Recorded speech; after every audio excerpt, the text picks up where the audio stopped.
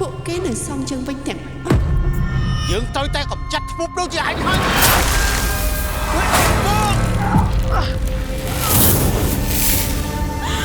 មិនថាធ្វើបាបក្មេងវាទៅធ្វើស្អីពួកឯងវាបំពេញអញ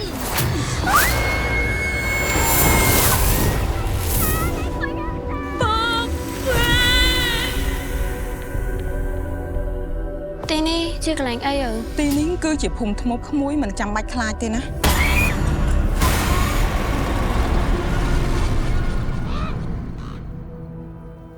ខ្ញុំដឹងថាមីលាជាមនុស្សល្អខ្ញុំជឿលើអារម្មណ៍របស់ខ្ញុំថាមីលាជាមនុស្សល្អកុំជឿជាក់លើអារម្មណ៍របស់លោកពេកហើយចាប់តាមខ្ញុំទៀតទេបើមិនចង់ឲ្យមានរឿងអាក្រក់ចូលមកក្នុងជីវិតរបស់លោកទេតែបងមិនព្រមឲ្យរឿងនោះកើតឡើងជាដាច់ខាតអញ្ចឹងក៏ចាំមើលចុះថាខ្ញុំនឹងនាយអ្នកណានៅរស់ឲ្យប្រកាសឡោហើយដែលមិនបាហត់នេះសម្រាប់ពួកខ្ញុំមែនទេអញនឹងកាប់អាចាស់តាមមកបងទៅតាម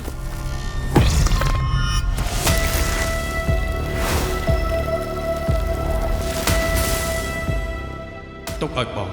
សងការឈឺចាប់គ្រប់យ៉ាងជំនុំពុកចោះមីលី